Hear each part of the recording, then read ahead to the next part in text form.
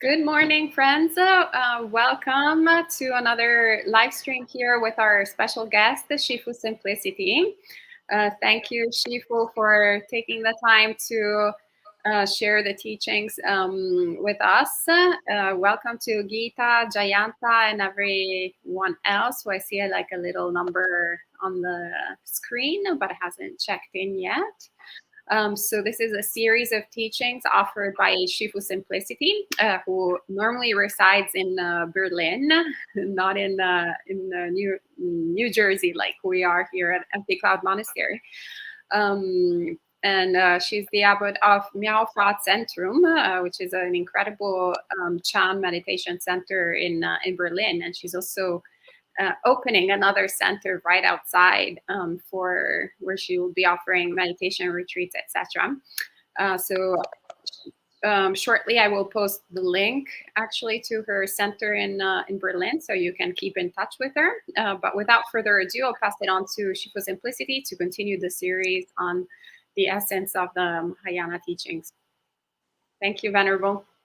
Thank you, Venerable, for inviting me. And now we will continue to talk about the text by Bodhidharma, the Essence of Mahāyāna Practice. Today is the fourth talk in the series, and those who have read the text, you notice there are 5 chapters in the text, and the first part of the text says there are 2 ways to enter the path. So the first sentence is, to enter the great way there are many paths, but essentially there are of 2 means, by principle and by practice. So we saw that the first chapter was about entering the great way, which the great way here is our true mind. How can we become enlightened to our true mind? How can we be enlightened, become enlightened to the absolute truth, to our Buddha nature? So there's mainly two means. The first one was to enter through the principle, that is for people with sharp roots of wisdom who encounter the teachings and read or hear something about the Mahāyāna mind, about the Buddha nature, and with triggered by the teachings, they can directly experience what that is. And experience here means not going through the thinking mind, but directly experiencing it through the true mind. And that is very abstract. And in that chapter, the first chapter, it is tried to describe what that actually is. What is that absolute level that is beyond duality of me and others, beyond duality of existence and emptiness, and beyond duality of practitioner and the practiced object. So that it's beyond all kind duality, and it's the absolute reality of life, which is also our nature of awareness. But for those who find that very abstract and who still don't know how to grasp it, there are other means to approach the practice, and those are the 4 following chapters, the ways by practice. And there is 4 chapters. The first one we discussed last time, accepting adversity. The following is adapting to conditions. The next, seeking nothing. And the last, acting in accordance with the Dharma. And so last time we talked about how do we practice, what is our attitude when we face adversities, when we face suffering in our lives. How do we practice, and how can we practice in a way that our mind is tuned in with the absolute reality? How can we adjust our mind? And so this, everyone may be very motivated when we experience things we don't like, we experience adversities, difficulties, we have a high motivation because we want the difficulty to go away. So then we are inclined to work hard on our practice, to do our best to make ourselves feel better in that difficulty. That is the first way. How do we adjust our mind in times of difficulties? And one key point here is to understand the principle of causality, of cause and effect, and to understand that everything, all our world, the life, everything that is happening in our lives, no matter whether it be something to do with people or with external situations or our own body, our health, everything is the result of causes and conditions and is created by ourselves in the past, by our actions of our body, speech, and mind. And that is the deep understanding of karma. So we want to learn to take that attitude, to understand that we created that karma, and we take the responsibility for that karma, for that result, karmic result, and we don't want to complain. We don't want to blame others for our bad luck or our difficult situation, but we are aware that it's something that we created only by ourselves. So in that way, we learn to accept, and we learn not to resist any difficulties and to fight against it. We go with the flow, and our mind is calm, and in that way we can be in accord with our true mind. And the next chapter is basically very similar, but it's about how do we practice when we experience favorable conditions. And that is a way when we maybe not think about we could practice, because things go our way, we are successful, everything goes smoothly, we have a lot of profitable situations, and we are very happy, very joyous about it. Everything goes the way we like. And but also that is a way to practice. Every moment of our life can be a moment when we can cultivate our mind. So not only when we suffer, we think of practice, but actually also in the situations when everything goes well and we are successful, then it's also a good opportunity to practice. Because when we don't practice, we easily get lost in maybe in a lot of joy, and our mind is very agitated, or we get very attached to our success, to our what we gained, may it be material or may it be something personal relationships or other things. Then we easily get attached, and that is an obstacle to our practice. Or when we get totally excited by joy, it's also an obstacle to our practice because our mind is agitated. And what may also happen is that our mind gives rise to pride. We are successful, we see that we have accomplished something, and we think, oh, I'm great, I have done this great thing, and I'm a super person, and I'm very capable, and all those thoughts are already subtle or obvious thoughts of pride. And pride is also one of the obstacles for our practice to enlightenment. So how should we practice when we have good situations in life? I read the text. Second is the practice of adapting to conditions.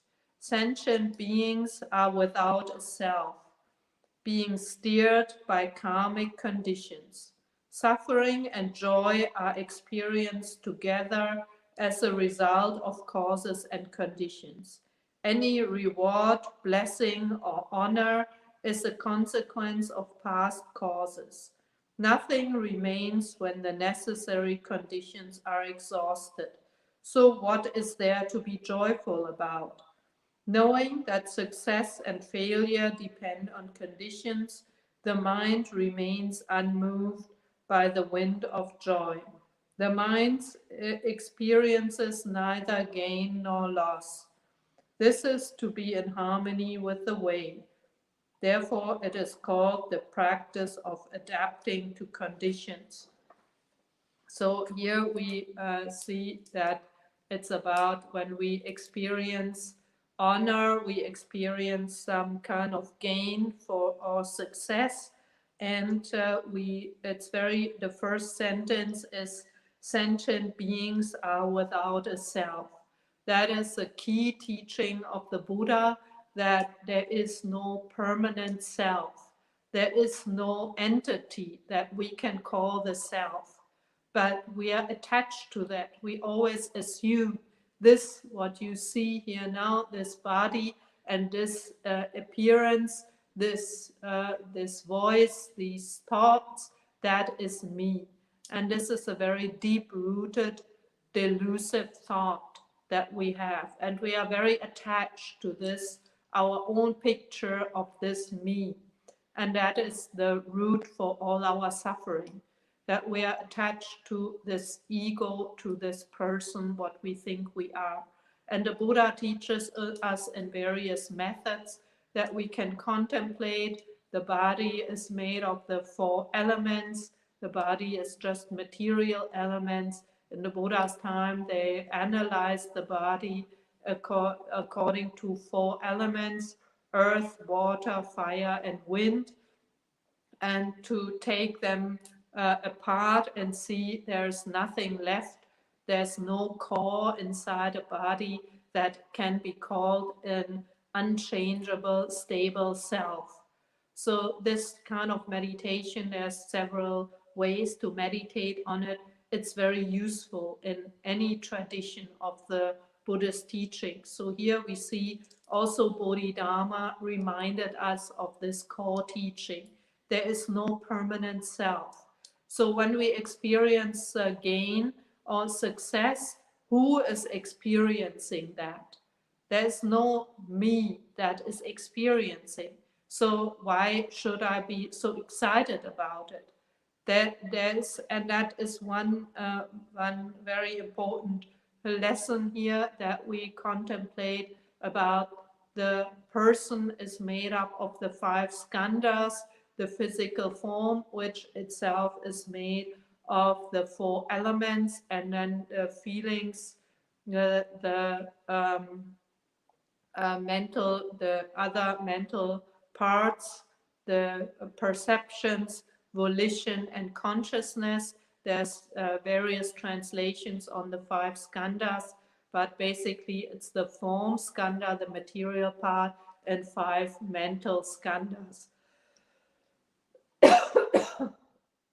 And those 5, they are also made, they have no permanent self, and they are impermanent, they are always changing. So when we think about what are our thoughts are always coming and going every moment, constantly being born and dying, appearing and disappearing, and there's a constant coming and going of thoughts, of feelings, of perceptions.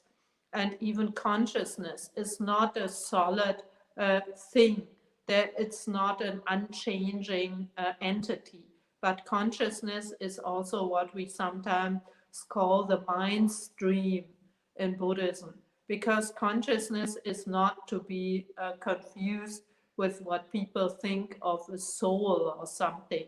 But when you think of a soul, you think there's something unchanging. But consciousness also is constantly changing, like a river. It's never the same. Although when we just look at it from a distance, you might think it's always the same river, but the water inside is always different. So those are things we can contemplate to have a base of our practice that can be useful as well as in negative situations, as also in positive situations, that we don't get attached to the situation. We don't need to get overly upset or sad or angry, and we don't need to get overly happy and proud. So that we see that this, what we call our being, our person, is steered by karmic conditions. So sometimes we experience some good things in our lives, sometimes we experience bad things in our lives, and that seems to be always changing. Even in one day, maybe there's something, we miss the bus and something bad is happening, maybe we miss an appointment, and that's very unlucky, and we cause a lot of trouble. But later in life, maybe someone brings us a wonderful cake and we experience something nice.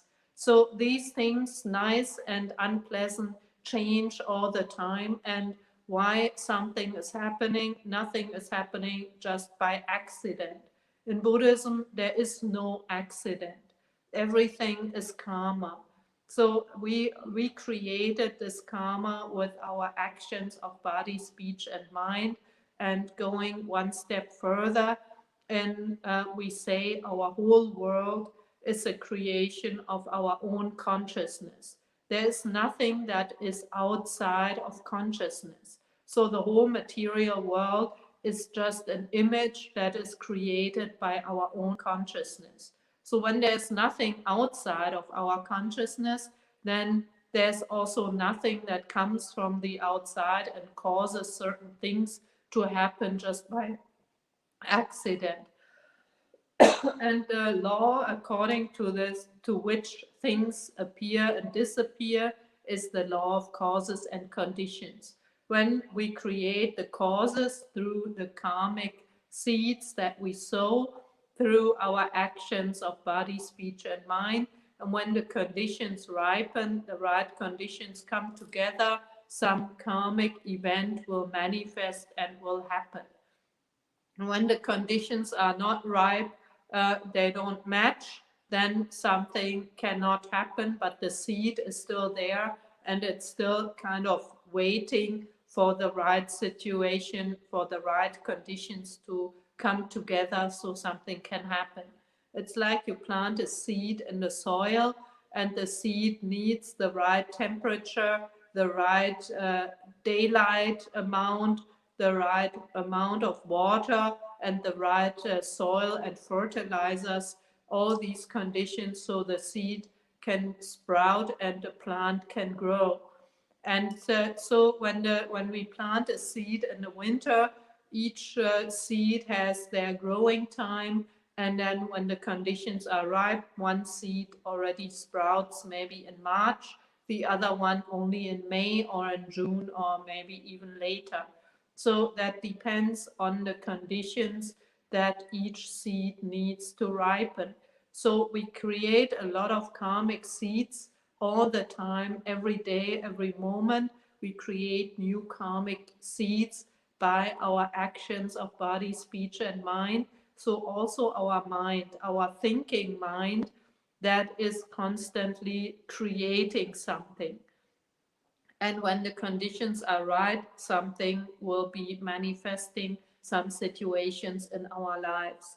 So when we understand this, this is a deep teaching of the Buddha, and we have to always contemplate this. And here, when we see suffering and joy are experienced together as a result of causes and conditions. So sometimes we create positive things, we have joy. Sometimes we created negative things, the conditions are right, and we experience suffering or adversities. So it seems that we are always tossed around by those causes and conditions. And we cannot change what we have created in the past. Of course, there's ways you can repent your past karmic negative impacts, And but what we can do is we can start to create our future. So we can train our mind to focus on creating wholesome situations, wholesome causes, positive seeds from now on. And this now is every moment. And so when we have negative situations, we can start to build up a positive potential. And this way we can be active because the future starts next moment. So it's not something next life or in 10 years, but the future starts right now. So we can change our future when we start to change the causes. So this principle of causality and also how we can influence our lives within this principle is very important. And now we come to the point, the next part. Any reward, blessing, or honor is a consequence of past causes. So whatever we experience now is something when we have some success. Let's say we have success in our business, then that is because we have created a lot of good causes in the past. In the past can be in the past few months or past few years, we have been working diligently, but not only that we have been working on our success, on our business, but also in general, we have created positive karmic situations with people. We created wholesome connections with people. We were friendly. We helped people. We were generous. We donated to others. And all this way we created good karma. We created good seeds. And not only this life, but also many lifetimes before. So maybe last life or a few lifetimes before, we already started working on this good karma. We created a lot of wholesome causes, wholesome connections with people. So this life, we meet those people again in, let's say, in our professional field, and we talk about a project, and because we have a good connection with the other person, they immediately accept our idea and we can work together very smoothly and come to a good result. So that is not only something that I have created alone in this lifetime.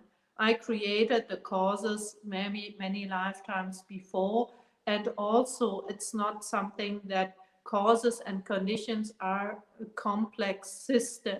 It's not only me alone that makes this possible. For every success, we rely on the support of many other people.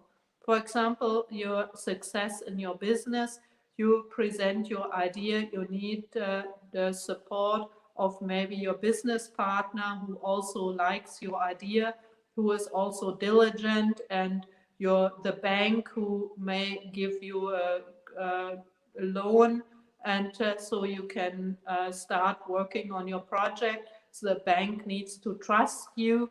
And so why is the bank trusting you? Because you have a good karmic relationship with that, maybe that person in the bank.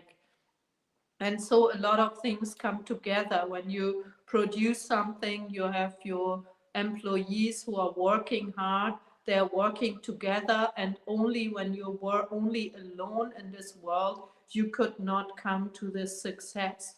So it's very important to acknowledge that it's not only me that is alone responsible for this success, but there's many other people and positive connections involved that this success is taking place.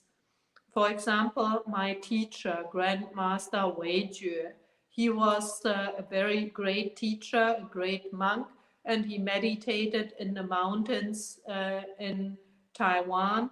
And then he started to have compassion and accept disciples. And they created a small monastery they built with their own hands.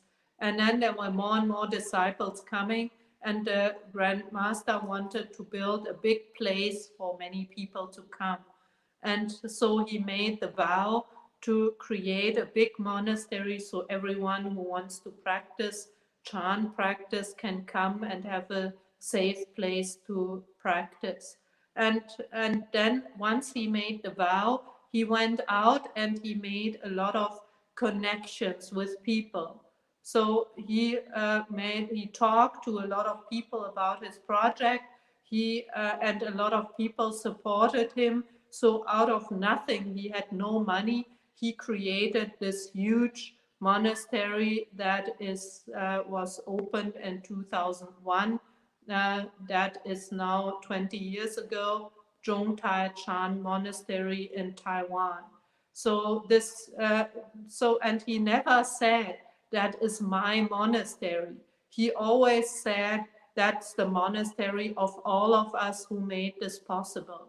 So he never took the credits just by himself and said, oh, yeah, I did this great place. And people, of course, they said, oh, it's your monastery. And he always said, this is the monastery of everyone who contributed. And there's so many people, thousands of people who made this monastery possible. Some people donated huge amounts of maybe 100,000 or more of dollars, US dollars, and other people maybe just donated $1 or other people donated their know-how, their time, their expertise. And there were people who may not contribute this way, but there were people in the administration who signed the permissions. And so there's a lot of people were involved. And even now there's a lot of people involved to make this monastery running and to support many monks and nuns. And also the monks and nuns who are living there, they are making this monastery alive. Otherwise, you would only have an empty building, and that's not a monastery. A monastery needs monks and nuns. So everyone who's living or who used to live there contributed to this place of this big monastery. So, and the Grand Master never said of himself that it's his place or he created it. He always shared the merits with everyone else. And that's a way how we could see how humble he was and how he had this deep wisdom that it's all causes and conditions. If it was only him alone and alone, he couldn't have done it because he needs the support of so many people. So this is a way how we can look at things when we have success in our lives. Instead of thinking, oh, I'm so great and I'm so talented and my company is so successful and I'm a salesperson, I have sold so many products or contracts or whatsoever, always thinking me, me, me. Now we could see, oh, there we share the merits with everyone else who was involved, and we are grateful that there are so wonderful conditions that this wonderful success could be part of it. And that's a way how we can protect ourselves from the poison of pride and arrogance. And also when we see that there are other people who are not successful, then we shouldn't look down on them and think, oh, they are maybe not talented, they don't know so much, they don't know as much as me. So we can see the conditions for them maybe at this moment are not favorable. So that's why they cannot come to the same success. But we also know that the conditions will not last forever. So whatever success we created, may it be in the business or the big monastery, that will not be permanent. It will not be everlasting. Like the Zhongtai monastery, many people have left, many new people have come, many in those 40 years of Grand Master, Also, many people have died who started off with him and on that project, and he himself also entered nirvana. So the place is not the same. So it's always changing all the time. And when we are aware that our success is also just very temporary, it's causes and conditions, and they change all the time. So what is there to be so happy about? Why would we want to get so excited about it? Of course, we can be happy and grateful for what we have achieved, but be aware of not be over excited with joy or with pride. So here it goes. Nothing remains when the necessary conditions are exhausted. So when there's no more support for our project, our idea, then it will collapse. Businesses go up and down. That's normal. And everyone who knows economics knows that there's always some up and down, and the curve cannot always go up endlessly. There will always be a peak, and then it will go down again. And so when the market is satisfied, then the product cannot sell well anymore. When everyone already has the product, or the product is outdated, some new product will come up that is more modern, that is more practical. The old product will go down. So no matter, well, let's look at the cell phones. No, when it's very easy to see that development. When the first cell phones came out, everyone was very excited. And now when we look at the first generation, it looks like an antique object. And then the first smartphones came out, and even now the first generation looks very old now, because every few years there's some new smartphone or some new kind of phone is coming out. So the conditions are always changing.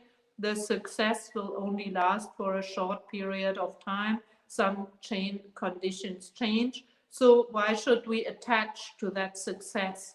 It will not last. So when we see this clearly, this is a way how we can keep our mind calm. We just see the way the things as they are, just very neutral, without attachment, without too much excitement about it.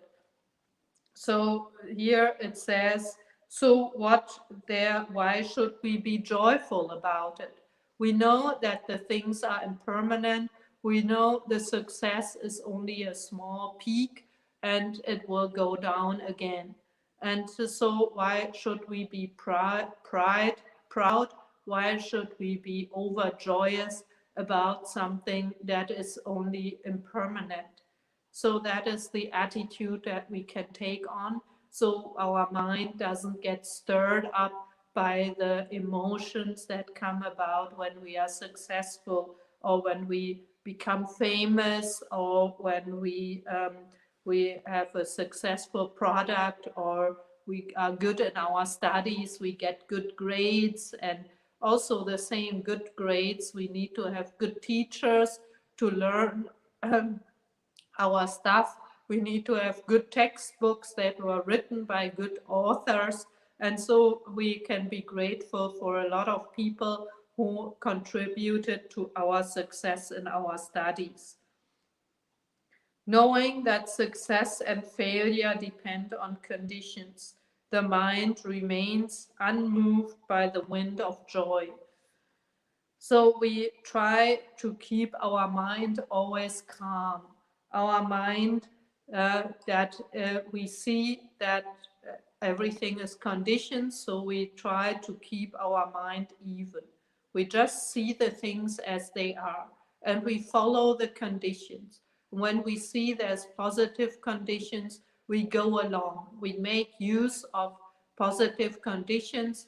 We don't hesitate. When we see something positive can be done, we are not lazy. We become active, and we do it actively, something good. When we see the conditions are not favorable, we don't get upset or angry. we just hide, we just wait, and we use the time for our practice. Also, the Bodhidharma himself, when he came to China, he tried to teach the mind-ground Dharma, the Dharma of the great way of Buddha nature, of sudden enlightenment. So he tried to teach King Liang or Emperor Liang. And when he realized Emperor Liang was not ready for this subtle teaching, then he went to the north, and he also tried to teach the king there, but the king also didn't understand. So when he realized people didn't understand, he saw the conditions are not right, and he went to Shaolin Monastery and meditated in the cave for 9 years. And so he didn't waste his time, and he didn't say, oh, it doesn't work, I go back to India, China is no good. But he saw maybe in the future the conditions were ripening, and I just wait, and while waiting he would cultivate his mind, he would just dwell on his true awareness. And this way time passes very quickly, because the true mind is beyond space and time. So when he just withdraws to his true mind, he can stay there for many years. And then one day Master Huike, his disciple, came up, and then he started to teach. So the same as when we know when conditions are right, we follow the conditions. We do the right thing, we do positive things, we use our wisdom to see what is the right thing to do at the right time. And someone who has great wisdom can see very far and can see what are the small, tiny causes that I can do right now to create great actions at some moment in the future. And the great actions are always actions of helping other beings. And so we follow the conditions, and also following the conditions has to do some, in Chinese we say 随缘. 随缘 means to go along, to go with the flow. And that's something that a lot of Western people, they have difficulties with. To just flow, go with the flow, and see what is the temporary conditions, what is right, what is the right thing to do, and to just go along with it, and not to always go and fight the situations. And not always think, oh, this is I like, this I don't like, but to be neutral about it. To see now there's a lot of changes in society, there's changes in the world, and we need to have the wisdom to see, to just go with the flow, to see what is the moment where we need to bring up resistance, and when is the moment to just go with the flow and to save our time and energy and just go along. And when we go along, we can keep our mind calm. We enter here, it goes on. The mind remains unmoved by the wind of joy. We have in Buddhism, we talk about the 8 winds. The 8 winds are praise and criticism, fame and defame, gain and loss, suffering and joy. So it's 4 pairs of opposites, and we tend to always see we want to get the nice things and we don't want the unpleasant things. But actually the nice things can also confuse our mind, and as the unpleasant things. So we don't want to be, our mind doesn't want to be stirred up, also not by praise. For example, when we get praised, we easily give rise to pride and arrogance.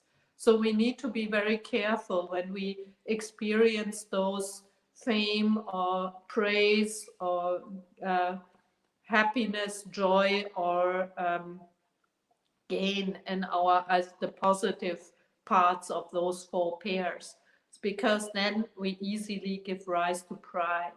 So here we want to train our mind to just be clear about what is the situation as it is. We see there is praise, we see there's gain, we just see it, we know, oh, it's only causes and conditions, and our mind stays stable. Our mind is even, unmoved. And that is our everyday mind, our ping chang xin.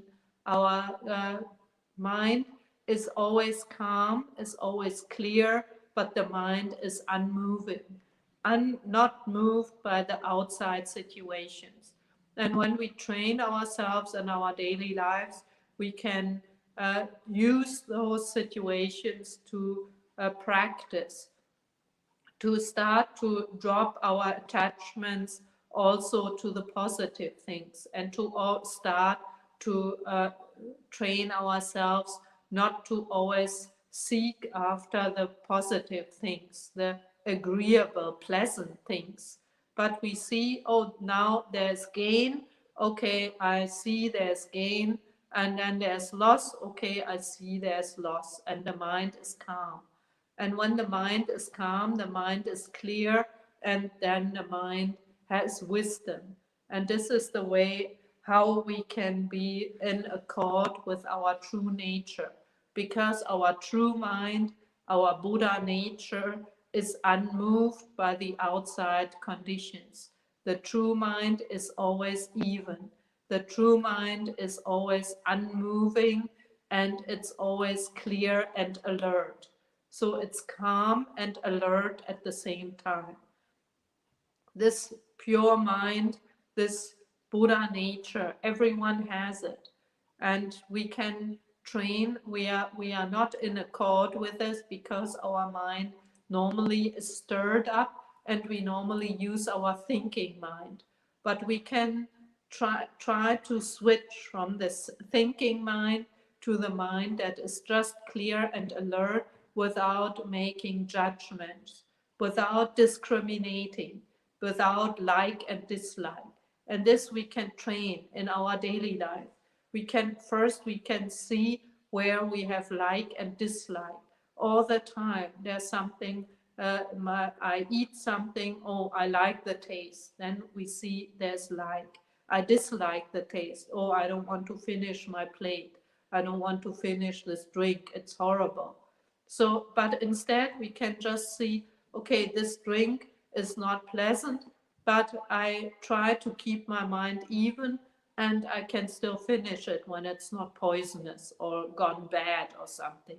And when it's gone bad, I don't need to be upset about it. When I eat a grape or something that accidentally I didn't pay attention and it was already bad, then maybe I just spit it out politely, and I don't need to eat it.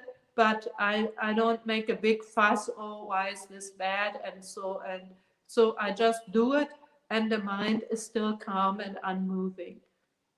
And this is something we can train in our daily life. We can observe, first of all, see where I always have like and dislike. And then we try to drop the thought of like and dislike in that moment when we experience it. And then we can return to just being aware, just being clear, without judging, without discriminating anything. Just the mind is just the knowing mind, just the knowing without adding any thoughts. Because the thinking mind is not yet the true mind. The true mind is the mind that is just, we can say, more intuitive. That's a different mode. And here in the text, we want to return to this mode of the true mind, the mode of the not thinking mind. And we, last time in the text, we had the term wu wei, the non-action. And we, I think in another next chapter, we will come across that again. We will talk about that again. That is the mind that is not creating thoughts, that is just acting in a direct way without thinking. But nevertheless, without thinking does not mean stupid, but it means, on the contrary, very clear and alert, but not undergoing the thinking, the logical or emotional process. And so this we can train our mind by not being moved by the 8 winds that is here. And in this chapter especially, it's the wind of joy that is talked about in this chapter. The mind, here the text is translated, is experiencing neither gain or loss. Actually, in Chinese, it says, Xin Wu Zhen Jian. The mind is not, it's here not experiencing, but the mind is not increasing or decreasing. So the pure mind, when something unpleasant is happening or we are unhappy, the mind, the pure mind, is not decreasing. And when we are happy, the mind is not increasing. The mind is not gaining anything or losing anything. But it's our thinking mind that is always stirred up and is always moving, and we are always thinking. We gain something when we experience pleasure, and we lose something when we experience displeasure or suffering or discomfort. But that's also an illusory thought. Our true mind is neither increasing nor decreasing. It's always the same unmoving and clear mind. And we want to come back to this mind, because this is our nature of awareness, which we want to experience, what we want to get enlightened to. So when we practice this way as described in the text, this is to be in harmony with the way. So the way here is the nature of awareness. The way is, we call the middle way, reality. That middle way doesn't mean the way, the middle between two, but the middle is the way of non-duality. Also the duality that is left or right, existence or not existence, good or bad. So the mind is beyond all that duality, and that is the way. Therefore, this is called the practice of adapting to conditions. So in this chapter, we hear about how to practice with favorable conditions. How in favorable conditions can we adjust our mind that we can always return to our true nature, to our Buddha nature or our nature of awareness. So far for now we still have a few minutes for questions. Thank you so much, Venerable. Sadhu, sadhu, sadhu. That was beautiful. And thank you, friends, for joining in and asking all these questions. We have quite a few questions for you, Venerable. But first, hello to Anita, Michael, Venerable Vimalanyani, who is finishing her quarantine upstairs, but is tuning in. Hello, Kumu, Michael, Saram, and Putrika from the other side of the world. She's in Sri Lanka, tuning in. So Gita asks, Shifu, in your understanding of the Dhamma, in the formless realms are 4 aggregates suppressed with just consciousness and mental object operating?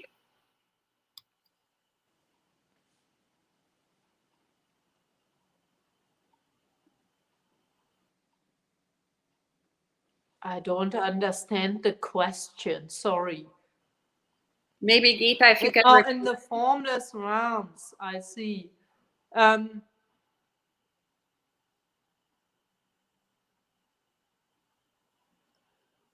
the form, well, today we didn't really talk about the formless realms, but in the formless realms, it's a state of deep concentration. You can only enter either as a deva, so when you talk as a realm, it's a deva realm, and only a person who in this life has practiced very deep levels of concentration, where they already, you can say, suppress the idea, so there is an idea of a certain thought about emptiness, but that's not emptiness in the Buddhist sense.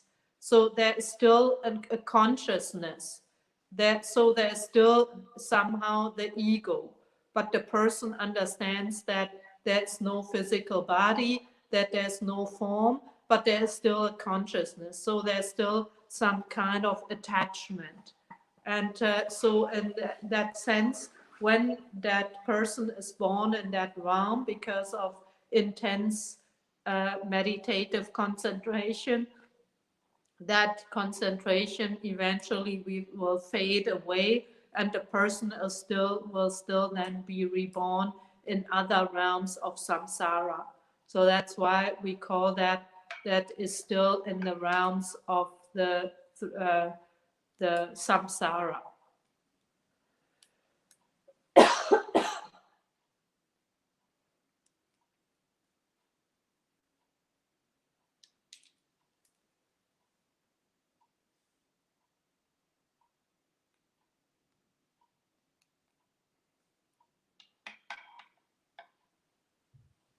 If so, that is, I don't know. I mean, the talk about the formless realm doesn't really have much to do with the talk of Bodhidharma today. But when you remain in that realm for a very long lifetime, because in the Deva realm that lifetime is very long. But when that lifetime is used up, your concentration will fade away, and then you can be reborn again as a human. That means you have not overcome birth and death. You have not reached that arhat state. And the problem is that when you train in this kind of training and you don't have the teachings of emptiness, then it's very difficult to make that leap to overcome birth and death, because you are still attached to your view of your method. That's why the Buddha is not propagating those kind of teachings, but the Buddha is directly teaching us to meditate on emptiness, so we don't get caught up in that level of consciousness.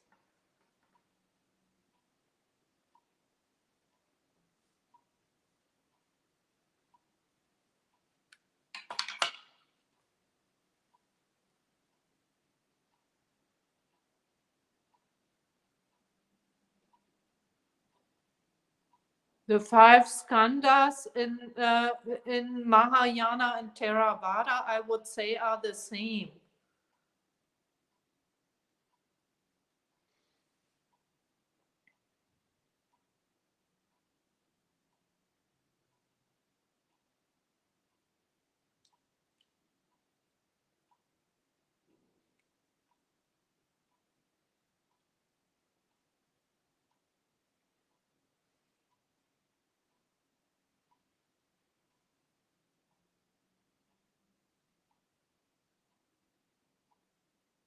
Yeah, I think I mean, of course I'm more familiar with the Mahayana way of explaining things, but as I understand, the explanation of the five skandhas is the same.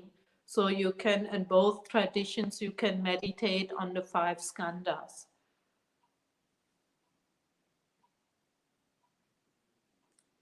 Another question?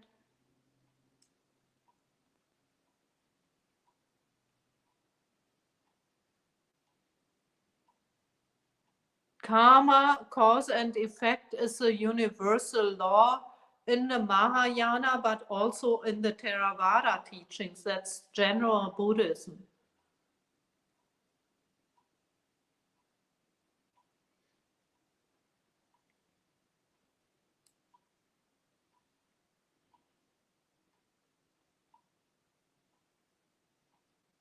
How is the practice of principle 1 and 2 different? Yeah, it's actually it's not so different. The only difference is a little bit is the situation we are in. So basically in both situations you are looking at causality and looking at that causes and conditions and your karma you created. But the difference is that in first is how we react to different kind of situations. Like when we experience suffering and adversity, we have a different reaction to the experienced situation than when we experience pleasant situations of praise and fame and success. So it's only mainly it's different in the way of the situation, but the practice itself is very similar.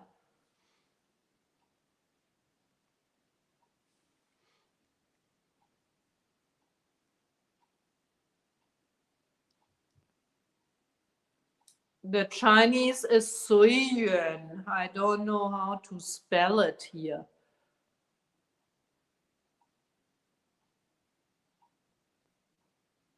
No idea how to do that. I don't know how to write in the chat. 随缘.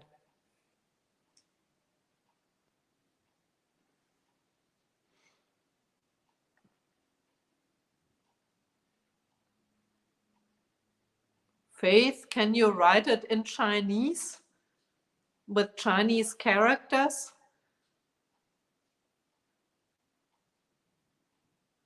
Yes, right. There, you see it there in the comments. 随缘. Thank you.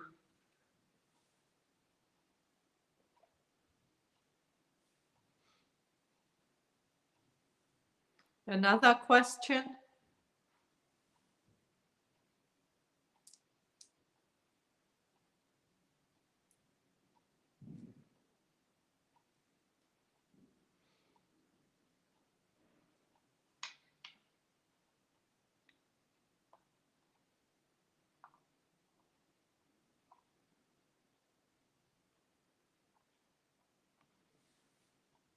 Okay, when there's no more questions, I think we can finish the talk for today.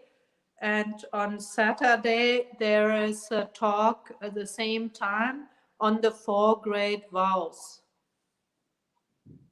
四弘誓愿. Thank you, Venerable.